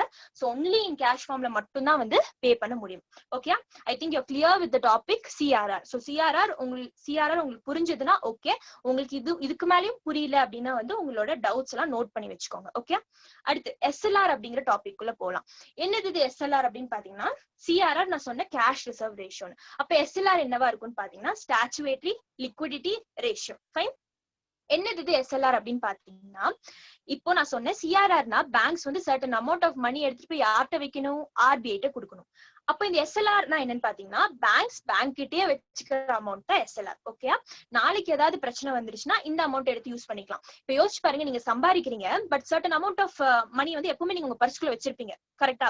எல்லாமே கொண்டு போய் பீரோக்குள்ளேயோ லாக்கருக்குள்ளேயோ வச்சிட்டு இருக்க முடியாது. சோ சர்டன் அமௌண்ட் நீங்க என்ன பண்ணுவீங்கன்னா உங்க பர்ஸ்ல வச்சுட்டு தான் இருப்பீங்க. அது எஸ்எல்ஆர்னு ஞாபகம் வச்சுக்கோங்க. ஃபைன், அடுத்து இது யார் பிக்ஸ் பண்ணுவா அப்படின்னு பாத்தீங்கன்னா ஆர்பிஐ. சோ நிறைய பேர்ட்டு அந்த கேள்வி கேட்டேன், எஸ்எல்ஆர் யார் பிக்ஸ் பண்ணுவா அப்படின்னு பாத்தீங்கன்னா நிறைய பேர் என்ன சொன்னாங்கன்னா அந்தந்த ரெஸ்பெக்டிவ் பேங்க்ஸ் தானே பிக்ஸ் பண்ணுவாங்க, அது எப்படி ஆர்பிஐ பிக்ஸ் பண்ணுவாங்க அப்படிங்கிற மாதிரி அவங்களுக்கு டவுட்ஸ் இருந்தது. சோ என்ன ஞாபகம் வச்சுக்கிட்டீங்கன்னா சிஆர்ஆர் இருக்கட்டும் எஸ்எல்ஆர் இருக்கட்டும் ரெண்டுமே வந்து யார் பிக்ஸ் பண்ணுவான்னு பாத்தீங்கன்னா ஆர்பிஐ தான் பிக்ஸ் பண்ணுவாங்க. ஓகே, ஆனா இதை வந்து எப்படி வேணாலும் வச்சுக்கலாம். ஒன்னு லிக்விட் கேஷா வச்சுக்கலாம், கோல்டா வச்சுக்கலாம், கவர்மெண்ட் செக்யூரிட்டிஸா வச்சுக்கலாம். சோ நான் ஆல்ரெடி சொன்னேன் கேஷ் ரிசர்வ் ரேஷியோ வந்து ஒன்லி இன் கேஷ் ஃபார்ம்ல மட்டும் தான் பே பண்ண முடியும் ஆர்பிஐ கிட்ட. பட் எஸ்எல்ஆர் வந்து பேங்க் கிட்டே வச்சுக்கிற ஒரு ரிசர்வ். சோ அது வந்து லிக்விட் கேஷாவும் வச்சுக்கலாம், கோல்டாவும் எடுத்து வச்சுக்கலாம், அண்ட் கவர்மெண்ட் செக்யூரிட்டிஸாவும் எடுத்து வச்சுக்கலாம். ஓகே, இதுதான் கான்செப்ட். ஓகே, இப்ப இதை வந்து நம்ம இன்ஃபிளேஷன் கூட சம்பந்தப்படுத்தி படிக்க போறோம். என்னது இது இன்ஃபிளேஷன் அப்படிங்கிறது நான் அடுத்த ஒரு 2-3 ஸ்லைட்ஸ்க்கு அப்புறம் எடுக்கிறேன். பட் இங்க இன்ஃபிளேஷன்னா என்ன அப்படின்னு சொல்லி பாத்துருவோம். இப்ப இன்ஃபிளேஷன்னா என்ன அப்படின்னு பாத்தீங்கன்னா பணப்புழக்கம் வந்து அதிகமா இருக்கும் கையில. ஓகேயா, உங்களுக்கு வந்து பணம் அதிகமா இருக்கும். இன்ஃபிளேஷன்ல நிறைய டைப்ஸ் இருக்குங்க. பட் இன்ஃபிளேஷன்னா இப்படி ஞாபகம் வச்சுக்கோங்க, உங்கள்ட்ட பணம் அதிகமா இருக்கும் பட் பொருட்கள் வாங்க முடியாது. ஏன்னா பொருட்களோட விலை வந்து உங்கள்ட்ட இருக்கிற பணத்தோட விலையோட அதிகமா இருக்கும். இது எப்படி சொல்லலாம்னு பாத்தீங்கன்னா, ஒரு பாக்ஸ் வந்து உங்கள்ட்ட 100 ரூபா இருக்குன்னு வச்சுக்கோங்க. அந்த பாக்ஸோட விலை வந்து முதல்ல 100 ரூபா தான் இருந்துச்சு. ஆனா என்ன ஆயிடுச்சுன்னா, இன்ஃபிளேஷன் அப்படிங்கறதுனால வந்து 150 ரூபா ஆயிடுச்சு. இப்ப இன்ஃபிளேஷனா என்னன்னா, எல்லார் கையிலும் எல்லா மக்கள் கையிலும் காசு இருக்குங்க. சோ எல்லாருமே வந்து அந்த கூட்ஸை தேடி தேடி போயிட்டு ஓடிட்டு இருக்கறதுனால அதோட விலை வந்து அதிகமாயிடும். சோ உங்களால வாங்க முடியாம போயிடும். இதுதான் இன்ஃபிளேஷன். சோ இதை கண்ட்ரோல் பண்றது ஒண்ணு கவர்மெண்ட்டும் கண்ட்ரோல் பண்ணுவாங்க, ஆர்பிஐயும் கண்ட்ரோல் பண்ணுவாங்க. சோ ஆர்பிஐ கண்ட்ரோல் பண்ணா அது பேர் வந்து மானிட்டரி பாலிசின்னு சொல்லுவாங்க. சோ எப்படி இதை கண்ட்ரோல் பண்ணலாம் அப்படின்னு பாத்தீங்கன்னா, இதர் எஸ்எல்ஆர் இன்க்ரீஸ் பண்ணும் இல்ல டிக்ரீஸ் பண்ணும். ஓகே, இந்த கான்செப்ட் வந்து திருப்பி திருப்பி ஒரு 2-3 தடவை படிச்சாதான் ஞாபகம் வரும். பட் படிச்சா கண்டிப்பா ஞாபகம் வரும். ஓகே, என்ன அப்படின்னு பாத்தீங்கன்னா, எஸ்எல்ஆர் நான் சொன்னேன், ஸ்டாச்சுவேட்டரி லிக்விடிட்டி ரேஷியோ. நீங்க நல்ல ஞாபகம் வச்சுக்கோங்க, உங்க பர்ஸ்குள்ள இருக்கிற காசை நீங்க அதிகப்படுத்துறீங்க அப்படின்னா வெளியில வந்து இன்ஃபிளேஷனை கண்ட்ரோல் பண்ணிடலாம். ஒண்ணும் இல்ல, பேங்க்ஸ் இருக்காங்க, பேங்க்ஸ் வந்து அவங்கள்ட்ட இருக்கிற காசை மக்களுக்கு கொடுக்காம அந்த காசை என்ன பண்ணிடுவாங்கன்னா எடுத்து எஸ்எல்ஆர்ல போட்டுருவாங்க, ஸ்டாச்சுவேட்டரி லிக்விடிட்டி ரேஷியோ அதுல போட்டுருவாங்க.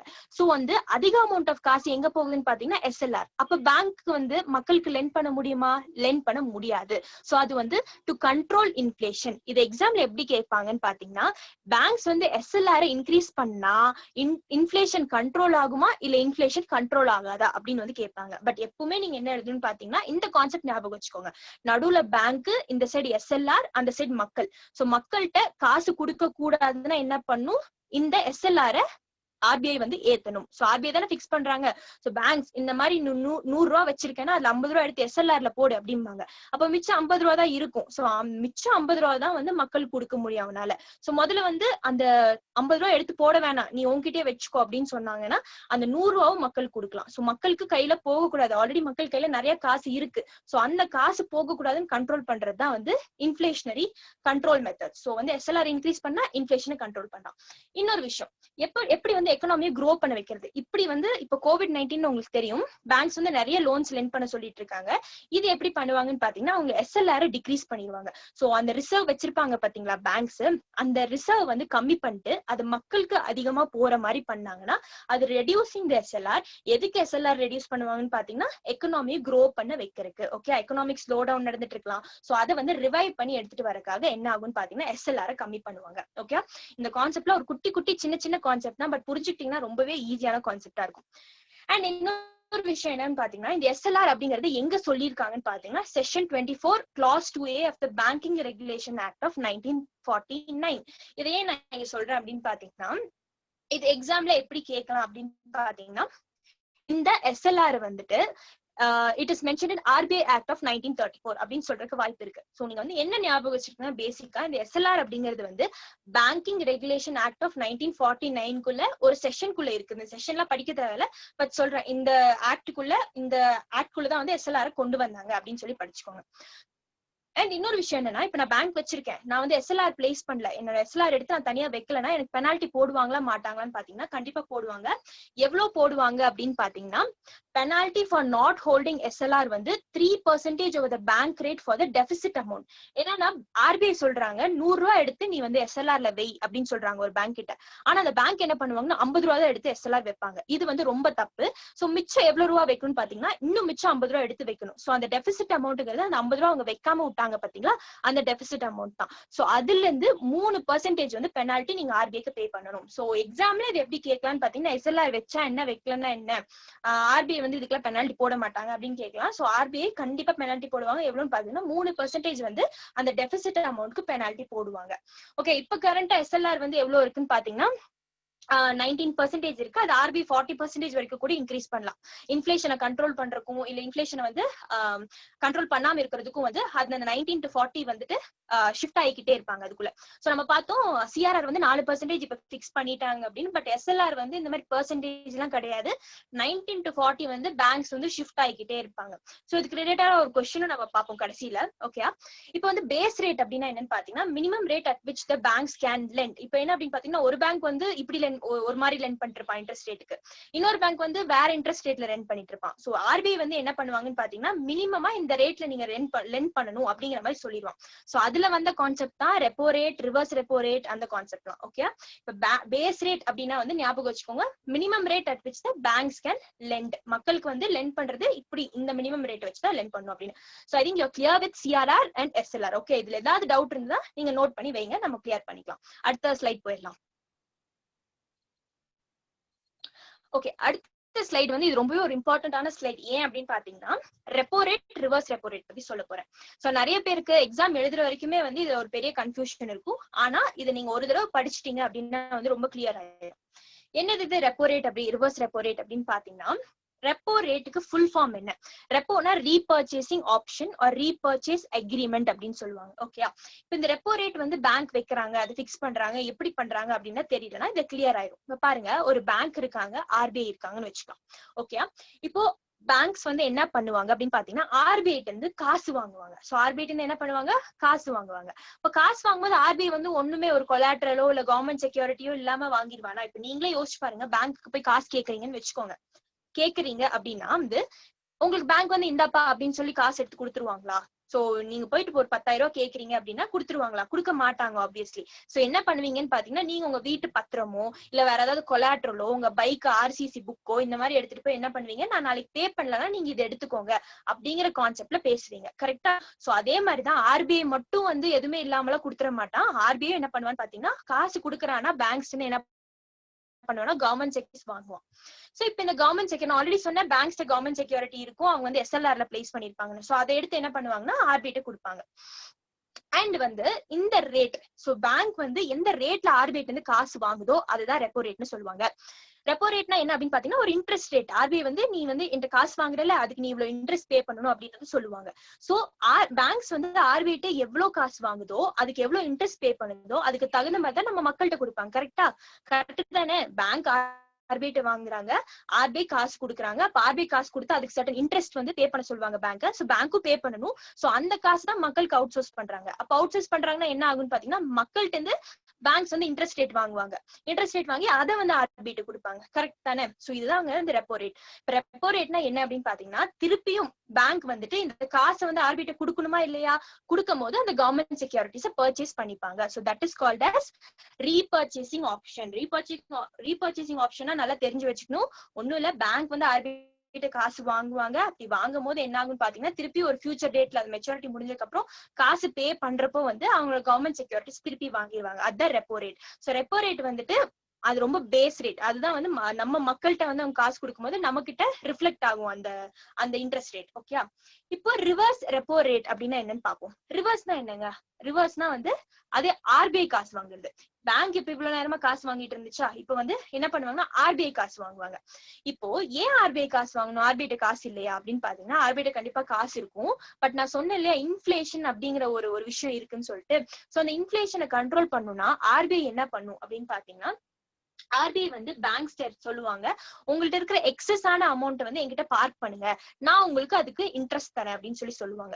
ஏன் அதை தரணும் அப்படின்னு பாத்தீங்கன்னா, ஆல்ரெடி சொன்னேன், இன்ஃபிளேஷனா இருக்கிறப்போ இப்ப மக்கள்கிட்ட நம்மளோட சொசைட்டில இன்ஃபிளேஷன் இருக்கு அப்படின்னா காசு அதிகமா இருக்குன்னு அர்த்தம். கரெக்ட் தானே? சோ காசு அதிகமா இருக்குன்னா என்ன ஆகும் அப்படின்னு பாத்தீங்கன்னா, அதை கண்ட்ரோல் பண்றதுக்கு ஆர்பிஐ வருவாங்க. சோ ஆர்பிஐ என்ன சொல்லுவாங்கன்னா, பேங்க்ஸ் காசு கொடுக்க விட மாட்டாங்க. சோ இன்ஃபிளேஷன் அப்போ என்ன சொன்னேன், காசு வெளியில போக கூடாது, அந்த சொசைட்டில இருந்து காசை வந்து மார்க்கெட்ல இருந்து காசை சக் அவுட் பண்ணி உள்ள எடுக்கணும். சோ பேங்க்ஸ்க்குள்ள இழுக்கணும்னா என்ன பண்ணணும்னா, பேங்க்ஸ் லெண்ட் பண்ணக்கூடாது காசு வெளியில.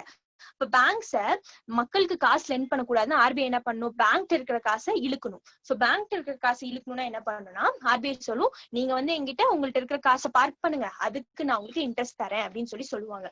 சோ சிஆர்ஆரும் இது ஒரே மாதிரிதான் இருக்கும். பட் நீங்க என்ன பண்ணும் அப்படின்னு பாத்தீங்கன்னா, அந்த குட்டி டிஃபரன்ஸ் ஞாபகம் வச்சுக்கணும். சோ இன்ஃபிளேஷனை கண்ட்ரோல் பண்றதுக்கு பேங்க்ஸ் வந்து சில காசை வந்து அங்க வைப்பாங்க. அது வந்து ரிவர்ஸ் ரெப்போ ரேட்.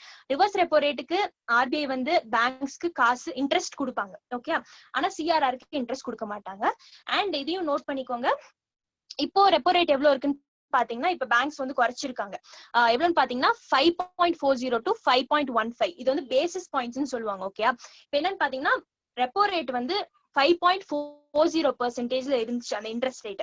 இப்ப மக்கள்கிட்ட அதிகமா காசு போகணும் அப்படிங்கறதுக்காக அந்த ரெப்போ ரேட்டை குறைச்சிருக்காங்க. சோ இதுவும் வந்து எக்ஸாம்ல கேட்பாங்க. என்னன்னு பாத்தீங்கன்னா இந்த பேசிஸ் பாயிண்ட்ஸை குறைச்சா வந்து என்ன, மக்கள் வந்து அதிகமா காசு வாங்குவாங்களா மாட்டாங்களா அப்படிங்கிற மாதிரி கேட்பாங்க. கண்டிப்பா வாங்குவாங்க. ஏன்னா இன்ட்ரெஸ்ட் ரேட் குறைஞ்சாதானே நீங்க போய் பேங்க்ஸ்ல இருந்து காசு வாங்குவீங்க. சோ அதுதானே விஷயமே. சோ அதனால குறைச்சிருக்காங்க. அண்ட் எப்பவுமே வந்து பாத்தீங்கன்னா இந்த டேப்லோ காலம் நீங்க ஞாபகம் வச்சுக்கணும். சோ நீங்க சங்கர் கணேஷ் புக் எல்லாம் எடுத்து பாத்தீங்கன்னா உங்களுக்கு தெரியும், எக்கனாமிக்ஸ்க்கு இந்த டேப்லோ காலம் போட்டிருப்பான். ரெப்போ ரேட் நடுவில் வச்சிருப்பான். அது கீழே வந்து ரிவர்ஸ் ரெப்போ ரேட் இருக்கும். அதுக்கு மேல வந்து மார்ஜினல் லெண்டிங் ரேட் அப்படின்னு இருக்கும். Marginal facility or lending rate அப்படின்னு சொல்லிட்டு அது நான் என்னன்னு சொல்றேன். இப்ப பாத்தீங்கன்னா ரெப்போ ரேட் வந்து எவ்வளவு நான் சொல்லியிருக்கேன் பாருங்க, 5.15%. அப்ப ரிவர்ஸ் ரெப்போ ரேட் வந்து எப்பவுமே ரெப்போ ரேட்டை விட கம்மியா தான் இருக்கும். அதுல பாத்தீங்கன்னா 4.90% இருக்கு பாத்தீங்களா. அது எப்பவுமே பேங்க் வந்து கம்மியான இன்ட்ரெஸ்ட் ரேட் தான் கொடுப்பாங்க. ஆர்பிஐ வந்து பேங்க்ஸ்க்கு கம்மியான இன்ட்ரெஸ்ட் ரேட் தான் கொடுப்பாங்க. சோ அதுதான் இந்த டேப்லோ காலம் சொல்லியிருக்கேன். மார்ஜினல் ஃபெசிலிட்டி லெண்டிங் ரேட் அப்படின்னா என்னன்னு பாத்தீங்கன்னா பேங்க்ஸ்ட வந்து சில டைம் காசு இருக்காது. அப்போ ஓவர் நைட்ல போயிட்டு ஆர்பிஐ காசு கேட்பாங்க. சோ அதுக்கு வந்து ஆர்பிஐ நிறைய இன்ட்ரெஸ்ட் ரேட் வந்து போட்டுருவாங்க. சோ அதுதான் marginal facility lending rate. So இந்த கான்செப்ட் உங்களுக்கு புரிஞ்சதுன்னு நினைக்கிறேன். So repo rate, reverse repo rate, அப்புறம் வந்து marginal facility lending rate. Marginal ஃபெசிலிட்டினா ஓவர் நைட்ல வந்து பேங்க்ஸ்க்கு ஆர்பிஐ வந்து காசு ப்ரொவைட் பண்ணுவாங்க. Okay, so that's it. Banking வந்து பாத்தீங்கன்னா இவ்வளவுதான் பேங்கிங். சோ இதுக்கப்புறம் நம்ம என்ன பார்க்க போறோம்னு பாத்தீங்கன்னா ஷெல் கம்பெனி அப்படிங்கிற ஒரு கான்செப்ட் வந்து பார்க்க போறோம். ஷெல் கம்பெனி ஒரு கோஸ்ட் கம்பெனின்னு சொல்லுவாங்க. இது கேள்விப்பட்டிருப்பீங்க.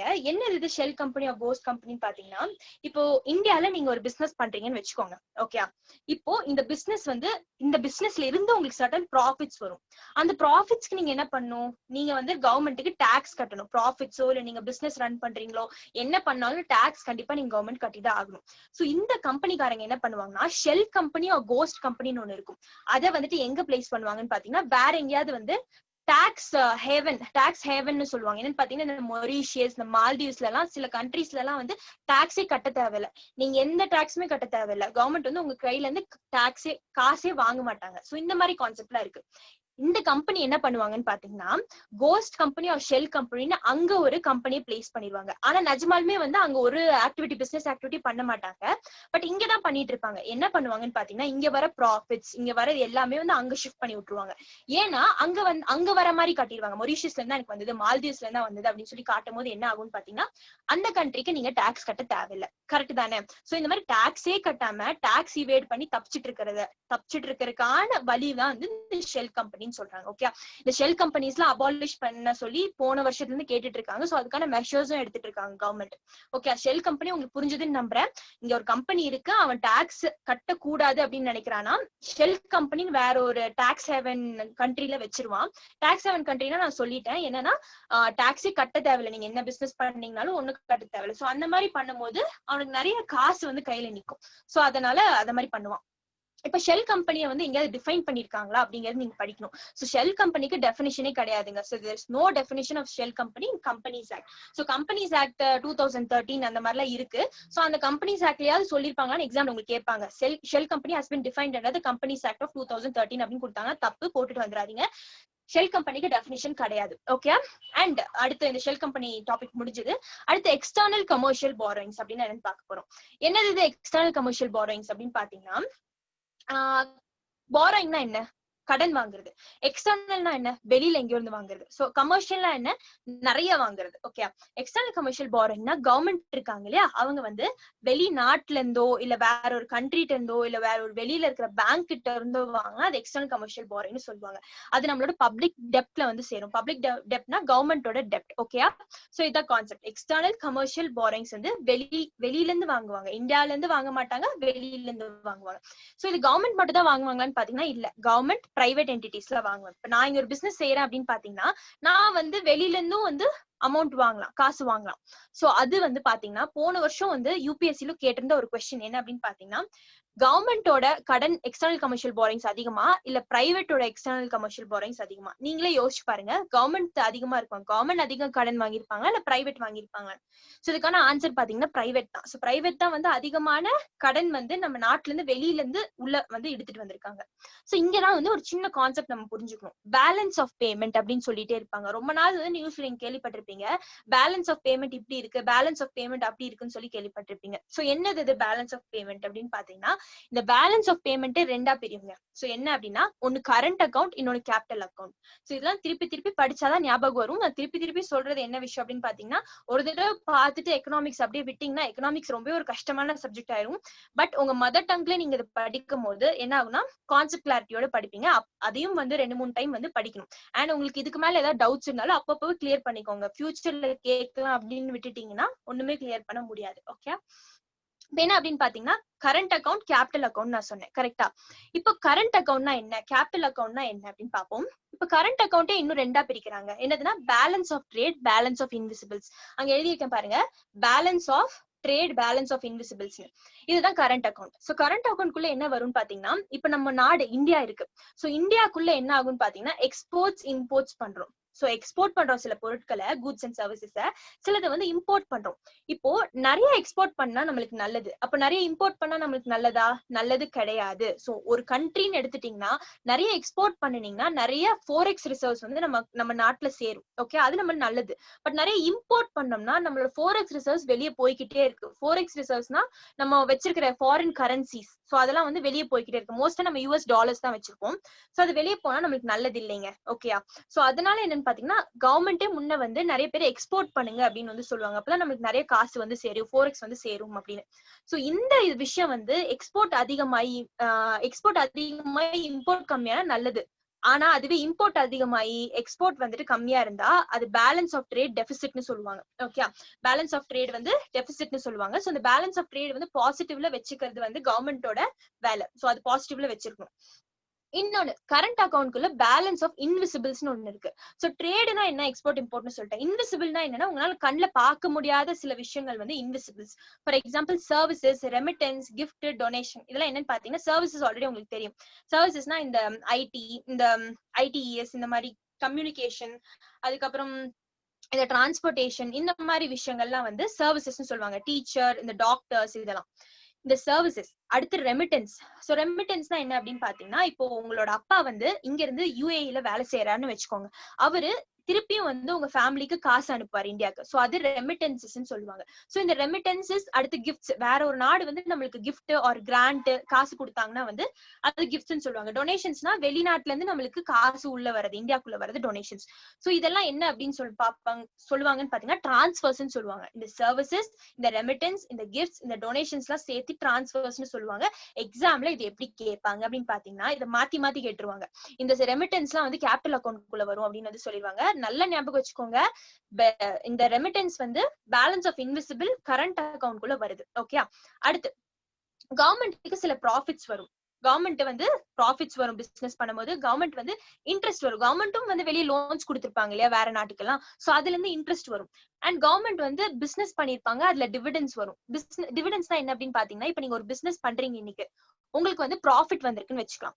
சோ அந்த ப்ராஃபிட் வந்து நீங்க யாரெல்லாம் ஷேர் ஹோல்டர்ஸோ அவங்களுக்கு பிரிச்சு பிரிச்சு தந்தீங்கன்னா அது வந்து டிவிடெண்ட்ஸ். ஓகே, இப்போ நான் வந்து 100 ரூபாய் எனக்கு ப்ராஃபிட் வருது, அது நான் வந்து எனக்கு 4 ஷேர் ஹோல்டர்ஸ் இருக்காங்கன்னா 25 ரூபாய் பிரிச்சு பிரிச்சு கொடுப்பேன். அதான் டிவிடெண்ட். டிவைட் பண்றது டிவிடெண்ட்.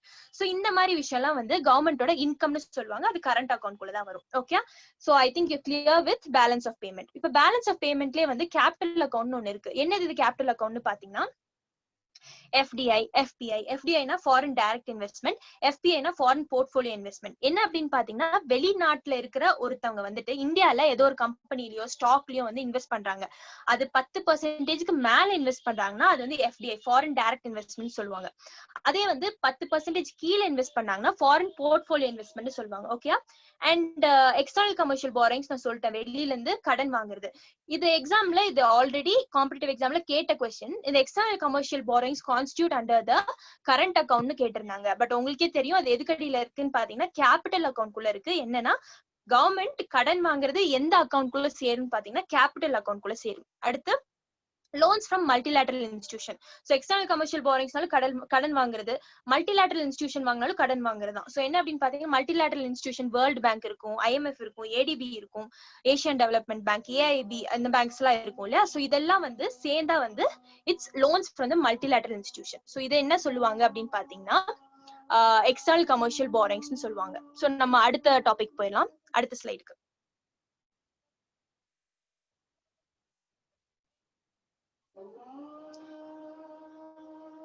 அடுத்து வந்து நம்ம ஆன்டி டம்பிங் டியூட்டி பத்தி பார்ப்போம். ஓகே, ஆன்டி டம்பிங்னா என்ன அப்படின்னு பாத்தீங்கன்னா ரொம்ப ரொம்ப சிம்பிளான கான்செப்ட் தான். இப்போ நான் இங்க பிசினஸ் பண்றேன்னு வச்சுக்கோங்க. சோ இங்க வந்து இந்தியால ஒரு டாய் வந்து நான் 100 ரூபாய்க்கு விக்கிறேன் அப்படின்னு வச்சுக்கோங்க.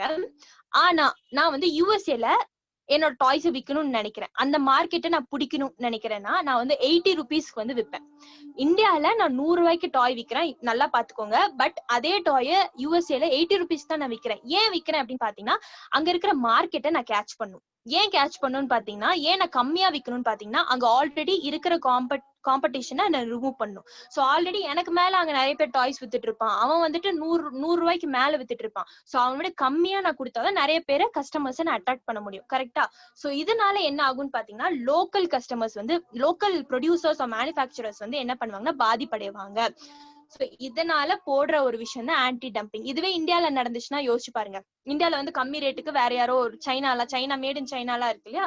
சோ அதெல்லாம் வந்து சைனா வந்து இந்தியால வந்து அவனோட ப்ராடக்ட்ஸ் கம்மி ரேட்ல தான் விற்கிறான். சோ இதனால என்ன ஆகும்னு பாத்தீங்கன்னா இங்க இந்தியால directorate general of anti dumping and allied டியூட்டிஸ்னு ஒண்ணு இருக்கு. அவங்க வந்து ஆன்டி டம்பிங் இன்வெஸ்டிகேஷன் பண்ணுவாங்க. சோ இது எது கடியில இருக்குன்னு பாத்தீங்கன்னா மினிஸ்ட்ரி ஆஃப் காமர்ஸ் கடியில இருக்கு. இது எக்ஸாம்ல எப்படி கேட்பாங்க அப்படின்னு சொல்லி பாத்தீங்கன்னா மினிஸ்ட்ரி ஆஃப் காமர்ஸ் இருக்கு இல்லையா? One second.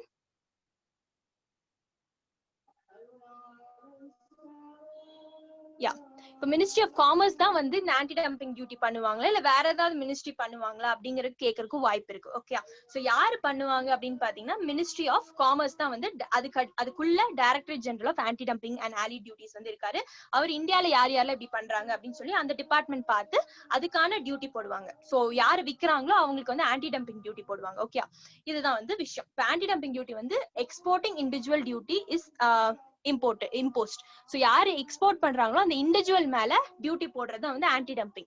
சோ இன்னொன்னு வந்து கவுண்டர் வெயிலிங் டியூட்டின்னு சொல்லுவாங்க. என்னது கவுண்டர் வெயிலிங் டியூட்டின்னு சொல்லி பாருங்க. சோ என்ன அப்படின்னு பாத்தீங்கன்னா கவுண்டர் வெயிலிங் டியூட்டினா இப்ப இந்தியா இருக்குன்னு வச்சுக்கோங்க. இந்தியா வந்து நம்ம நாட்டுல என்ன சொல்லுவாங்க, அதிகமா எக்ஸ்போர்ட் பண்ணுங்கன்னு மக்கள்கிட்ட சொல்லுவாங்க. ஐ மீன் மக்கள்னா யாரெல்லாம் மேனுஃபேக்சர் பண்றாங்களோ அவங்க கிட்ட. இப்ப என்ன ஆகும்னு பாத்தீங்கன்னா இந்தியன் கவர்மெண்ட் வந்து எக்ஸ்போர்ட் பண்றவங்களுக்கு நிறைய காசு கொடுத்து சப்சிடிஸ்ன்னு சொல்லுவாங்க. அந்த சப்சிடி கொடுத்து என்ன பண்ணுவாங்கன்னு பாத்தீங்கன்னா நீங்க எக்ஸ்போர்ட் பண்ணுங்க அப்படின்னு சொல்லி சொல்லுவாங்க. கரெக்டா? சோ அப்படி பண்ணும்போது அந்த நாட்டுக்காரங்கள்ல உள்ள இருக்கிற மேனுஃபேக்சரர்ஸ் ஆர் ப்ரொடியூசர்ஸ் வந்து பாதிக்கப்படுவாங்க. கரெக்ட் தானே? சோ இதனால என்ன ஆகும்னு பாத்தீங்கன்னா கவுண்டர் வெயிலிங் டியூட்டி போடுவாங்க. சோ ஆன்டி டம்பிங் மாதிரியே தான் ஒரு கவர்மெண்ட்டுக்கு அகேன்ஸ்டா போட்டா that is called countervailing duty. Okay, ரெண்டுமே வந்து it harms the domestic players. இதை வந்து நல்லா நோட் பண்ணி வச்சுக்கோங்க. அடுத்து கிராஸ் சப்சிடினா என்னன்னு பார்க்க போறோம். சோ கிராஸ் சப்சிடினா ஒண்ணும் இல்லைங்க. இப்ப நீங்க ரயில்வே ஸ்டேஷன் போறீங்கன்னு வச்சுக்கோங்க, டிக்கெட்ஸ் எடுத்திருப்பீங்க. சோ ஏசில போறவங்களுக்கும் நான் ஏசில போறவங்களுக்கும் டிஃபரன்ஸ் இருக்கு. இப்ப நான் ஏசில போறவங்க பாத்தீங்கன்னா ரொம்ப கம்மியா இருக்கும் ரேட். அதே ஏசில பாத்தீங்கன்னா அது ட்ரிபிள் மடங்கு அதிகமா இருக்கும். ரொம்ப அதிகமான ரேட்டா இருக்கும். யோசிச்சு பாத்திருக்கீங்களா என்னைக்காவது ஒரு நாள் ஏன் இதுல லெஸ் ரேட்டா இருக்கு, ஏன் அதுல அதுக்கு 3-5 மடங்கு அதிகமா இருக்குன்னு பாத்தீங்கன்னா இது கிராஸ் சப்சிடின்னு சொல்லுவாங்க.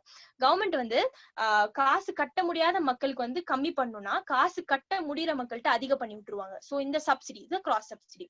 So subsidising one segment over the cost of another segment. So cross subsidy ஞாபகம் வச்சுக்கோங்க. ஒரு இடத்துல சப்சிடி கொடுக்கணும் அப்படின்னா இன்னொரு இடத்துல வந்து அதை ஏற்றி விட்டுருவாங்க. சோ அதுதான் வந்து கிராஸ் சப்சிடி.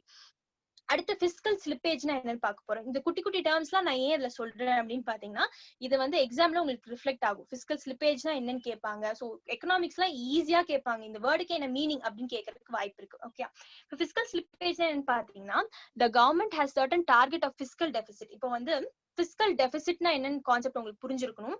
சோ இது வந்து பிஸ்கல் டெபிசிட்னா என்னன்னு பாத்துட்டு வந்துருங்க நீங்க பாக்கலன்னா. சோ பிஸ்கல் டெபிசிட்னா என்னன்னு ஆல்ரெடி சொன்னேன். கவர்மெண்ட்டுக்கு வந்து எக்ஸ்பெண்டிச்சர் ரெவென்யூ ரெண்டு விஷயம் இருக்குங்க. சோ எக்ஸ்பெண்டிச்சர்னா என்ன, ரெவென்யூனா என்ன, கவர்மெண்ட் வந்து மக்களுக்காக காசு செலவு பண்ணுவாங்க, அது எக்ஸ்பெண்டிச்சர். இப்போ எக்ஸ்பெண்டிச்சர் பண்ணக்கற கவர்மெண்ட்டுக்கு சர்டன் ரெவென்யூ வரும் இல்லையா? அப்ப டாக்ஸ் எல்லாம் நம்ம கட்டுறோம், ஃபைன்ஸ் கட்டுறோம். சோ இந்த மாதிரி நிறைய ரெவென்யூ இருக்கு. சோ எப்ப இந்த எக்ஸ்பெண்டிச்சர் வந்து இந்த ரெவென்யூ விட அதிகமாகுதோ அது வந்து பிஸ்கல் டெபிசிட்னு சொல்லிடுவாங்க.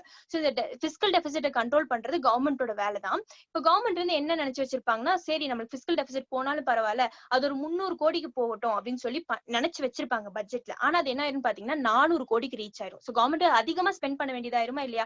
சோ ஆல்ரெடி 300 கோடி அந்த எக்ஸ்பெண்டிச்சர் ரெவென்யூ வந்து மிஸ்மேட்ச் ஆகி 300 கோடி அதிகமா செலவு பண்ண வேண்டியதா இருக்கு. இதுக்கு மேல என்ன ஆகும்னு பாத்தீங்கன்னா 400 கோடி ஆயிடுது. சோ இதுதான் வந்து பிஸ்கல் ஸ்லிப்பேஜ்னு சொல்லுவாங்க. கவர்மெண்ட் அவங்க டார்கெட்ல இருந்து ஸ்லிப் பண்ணி போனாங்கன்னா அது வந்து பிஸ்கல் ஸ்லிப்பேஜ்னு சொல்லுவாங்க. சோ இந்த கான்செப்ட் புரிஞ்சதுன்னு நினைக்கிட்டு அடுத்த ஸ்லைட் போவோம். இப்ப நான் வந்து இது ரொம்ப ஒரு இன்ட்ரெஸ்டிங்கான டாபிக். சோ ஆல்ரெடி நான் இன்ஃப்ளேஷன் என்னன்னு சொல்லிட்டேன். இதுல நான் வந்து இன்னும் எக்ஸ்பிளைன் பண்றேன்.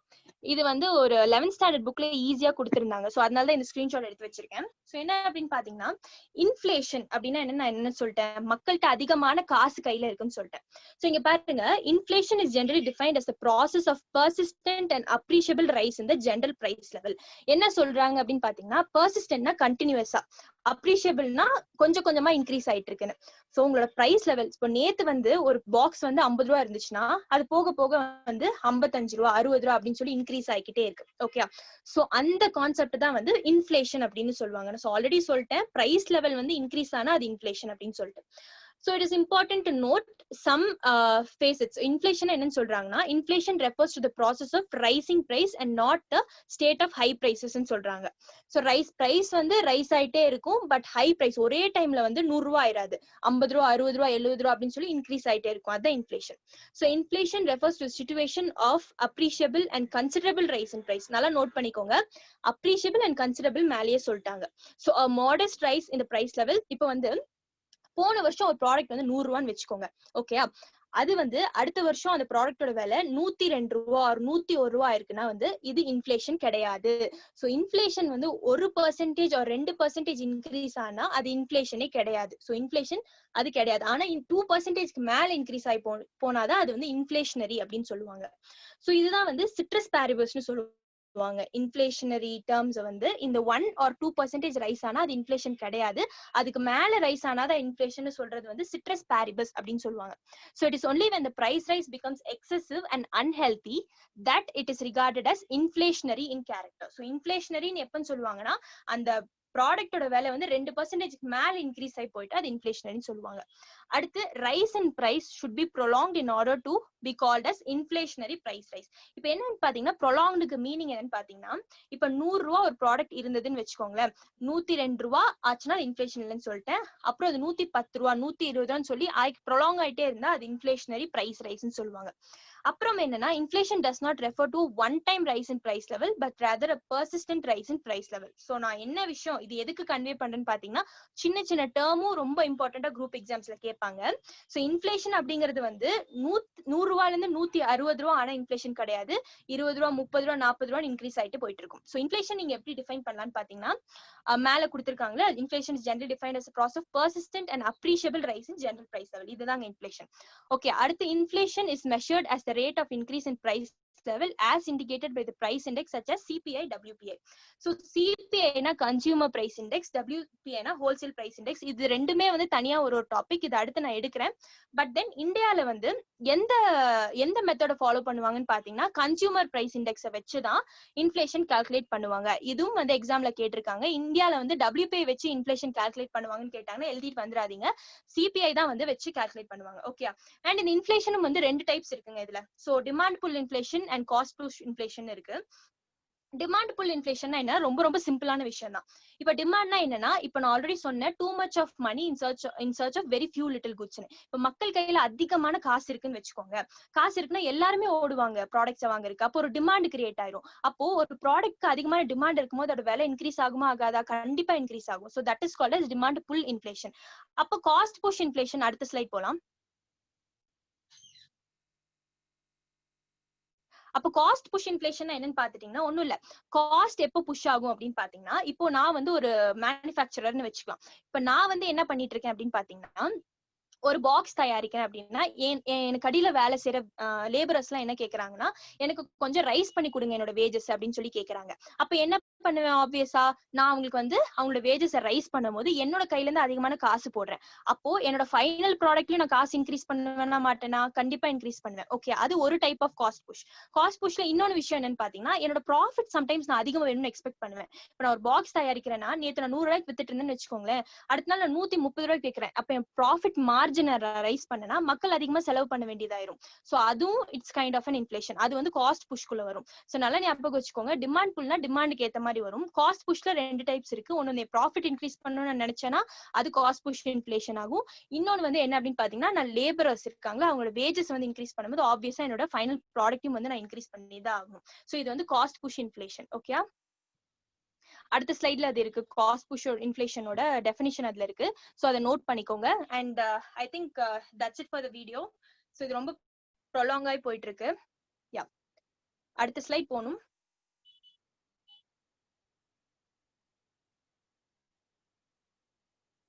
இதுல காஸ்ட் புஷ் இன்ஃப்ளேஷனோட டெஃபினிஷன் இருக்கு, நோட் பண்ணி வச்சுக்கோங்க.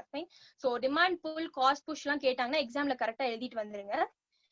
அண்ட் இவ்வளவுதான் இன்னைக்கு பேங்கிங் அண்ட் இன்ஃப்ளேஷன் பத்தி பார்த்தோம். நடுவுல சின்ன சின்ன டேர்ம்ஸ், குட்டி குட்டி டேர்ம்ஸ் பத்தி பார்த்தோம். அதை பத்தி எல்லாம் நோட் பண்ணி வச்சுக்கோங்க. அண்ட் ஃபர்தர் உங்களுக்கு எந்த டவுட் இருந்தாலும் வந்து நீங்க குரூப்ல கேளுங்க. அண்ட் அதுக்கு நான் வாய்ஸ் நோட் வந்து போடுறேன். ஓகே. அண்ட்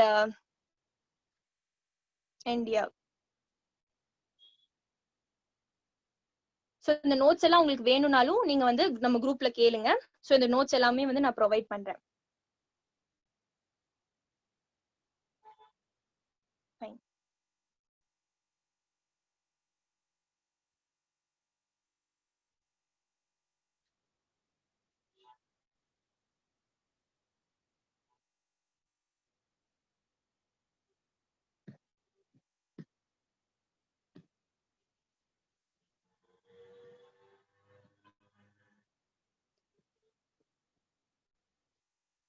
அண்ட் உங்களுக்கு ஃபர்தர் எனி டவுட்ஸ் இருந்தாலும் வந்து நீங்க நம்ம குரூப்ல டெக்ஸ்ட் பண்ணி கேளுங்க. ஸோ அதுல வந்து நான் ரிப்ளை பண்றேன்.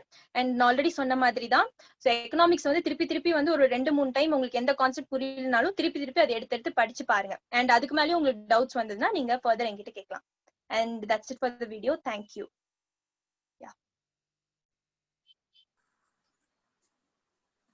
தேங்க்யூ ஷிஃப்னாஸ், உங்களுடைய கிளாஸ் ரொம்ப யூஸ்ஃபுல்லா இருந்தது. பரவாயில்ல, நாங்க எக்ஸ்பெக்ட் பண்ணோட ஒரு நல்ல கிளாஸஸ் அமைஞ்சது. ஸ்டூடெண்ட்ஸ் எல்லாரும் ஃப்ரம் ஸ்டார்டிங்ல இருந்து எல்லாரும் லைன்லயே இருந்தாங்க. Thanks for your support. கண்டிப்பா உங்களுடைய சப்போர்ட் எங்களுக்கு இன்னும் தேவைப்படுது. நாங்க உங்களை கண்டிப்பா கான்டாக்ட் பண்றோம். Thank you students. இப்போ அவங்க பேசின கிளாஸஸ் அப்படியே நம்முடைய யூடியூப் உடைய சேனல்ல நாம அப்லோடு பண்ணுவோம். நீங்க யூடியூப் சேனல்ல என்ன டவுட்ஸ்னாலும் நீங்க ஃபர்தரா கேட்கலாம். திரும்ப எல்லாருக்கும் நம்முடைய அஃபீஷியல் நம்பர் தெரியும், நீங்க கான்டாக்ட் பண்ணலாம். உங்களுக்கு அவங்க சொன்னதுல ஏதாவது டவுட்ஸ் வேற எது இருந்தாலும் நாங்க உங்களுக்கு கிளாரிஃபை பண்றோம். தேங்க்யூ அனண்டா. நாளைக்கு உங்களுடைய கிளாஸ் வந்து ஆல்ரெடி நம்ம ஃபிக்ஸ் பண்ணது ஆப்டிடியூட் ஃபிக்ஸ் பண்ணியிருந்தோம். பட் இன்ஸ்டெட் ஆஃப் ஆப்டிடியூட் நாளைக்கு உங்களுடைய கிளாஸ் வந்து மாடர்ன் இந்தியாவா இருக்கும். வெட்னஸ்டே அன்னைக்கு உங்களுக்கு அந்த ஆப்டிடியூட் கிளாஸ் நடக்கும். Thank you அனண்டா. We will meet on tomorrow at 6 PM. Thank you. Thank you, Sifnas. Yes, bye. Thank you.